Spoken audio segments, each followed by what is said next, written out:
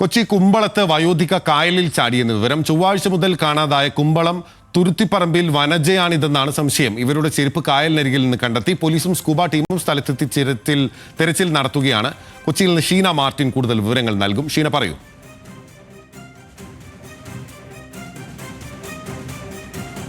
ഷീനയിലേക്ക് എത്താം. കൊച്ചി കുമ്പളത്ത് വയോധിക കായലിൽ ചാടിയെന്നാണ് വിവരം. ചൊവ്വാഴ്ച മുതൽ കാണാതായ കുമ്പളം തുരുത്തിപ്പറമ്പിൽ വനജയാണ് കായലിൽ ചാടിയത് എന്നുള്ളതാണ് സംശയം. ഇവരുടെ ചെരുപ്പ് കായലിനരികിൽ നിന്ന് കണ്ടെത്തിയിട്ടുണ്ട് എന്ന വിവരം കൂടി ഈ ഘട്ടത്തിൽ ഇപ്പോൾ പുറത്തു വരികയാണ്. പോലീസും സ്കൂബ ടീമും ഇപ്പോൾ സ്ഥലത്തെത്തി അവിടെ തിരച്ചിൽ നടത്തുന്നുണ്ട് എന്ന വിവരം കൂടി ഷീന പങ്കുവെക്കുന്നുണ്ട്.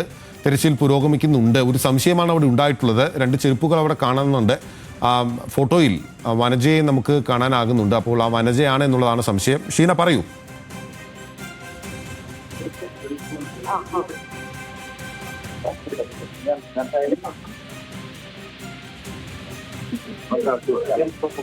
ഷീന, കേൾക്കാമോ?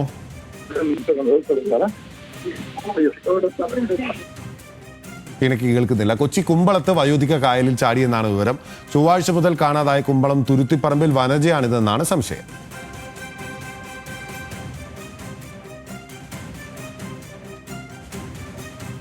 ഷീന, കേൾക്കാമെങ്കിൽ എന്താണ് സംഭവിച്ചത്? ബിനിൽ, കുമ്പളത്താണ് വയോധിക കായലിൽ ചാടിയെന്നുള്ള സംശയം പറയുന്നത്. കായലിനരികിൽ ഈ വയോധികയുടെ ചെരുപ്പ് കണ്ടെത്തിയതാണ് ഇത് വയോധികയാണ് എന്ന തരത്തിലുള്ള സംശയത്തിലേക്ക് വഴിവെച്ചത്. കുമ്പളം തുരുത്തിപ്പറമ്പിൽ വനജ ആണെന്നാണ് നിലവിൽ സംശയമുള്ളത്. ചൊവ്വാഴ്ച രാവിലെ മുതൽ വനജയെ കാണാതെ കുടുംബങ്ങൾ അന്വേഷണത്തിലായിരുന്നു. ഇന്ന് ഉച്ചയോടെയാണ് കുമ്പളം നോർത്ത് കള്ളുഷാപ്പിന് എതിർവശത്തുള്ള കായലിന് സമീപത്ത് നിന്ന് വനജയുടേതെന്ന് സംശയിക്കുന്ന ചെരുപ്പ് കണ്ടെത്തിയത്. നിലവിൽ പനങ്ങാട് പോലീസും അതേപോലെ തന്നെ സ്കൂബ ടീമും സ്ഥലത്തെത്തിയിട്ടുണ്ട്. നിലവിൽ ഈ കായലിൽ ചാടിയ വയോധികയ്ക്കായുള്ള തെരച്ചിൽ നടക്കുകയാണ്.